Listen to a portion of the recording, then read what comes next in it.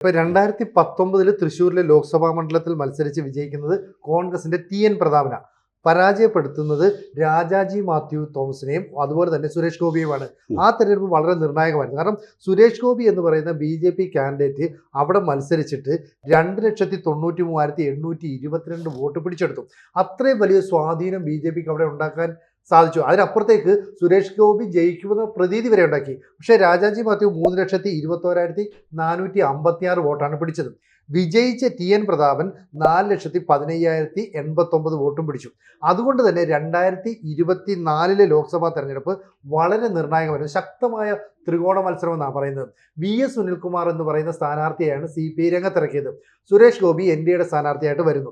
ഇവിടെ മത്സരിക്കുന്ന സമയത്താണ് ഈ തൃശ്ശൂർ പൂരം അലങ്കോലമാക്കിയതുമായി ബന്ധപ്പെട്ട് വലിയ വിവാദങ്ങളൊക്കെ പൊട്ടിപ്പുറപ്പെട്ടത്. എന്തായാലും സുരേഷ് ഗോപി ഇതാദ്യമായിട്ട് BJPക്ക് വേണ്ടി ലോക്സഭയിൽ അക്കൗണ്ട് തുറക്കുന്ന ഒരു കാഴ്ചയാണ് 2024 കണ്ടത്. ഈ പറയുന്ന രാജാജി മാത്യു പകരം VS സുനിൽകുമാർ വന്നു. സുനിൽകുമാറിന് വലിയ ഇമേജ് ഉണ്ടായിരുന്നുവെങ്കിലും വിജയിക്കാൻ കഴിഞ്ഞില്ല. എന്തായാലും 2019-2024 ലോക്സഭയിലെ വോട്ടിംഗ് പാറ്റേൺ നമ്മളൊന്ന് കണക്കിലെടുത്താൽ 2019 UDFന് 44.3% വോട്ടുകൾ ഉണ്ടായിരുന്നു.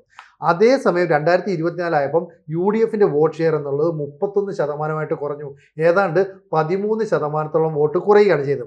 ഇവിടെ LDFന് 2019 ഏതാണ്ട് 24.7% ഉണ്ടായിരുന്നത് 2024 ആയപ്പം 26% വർദ്ധിച്ചു.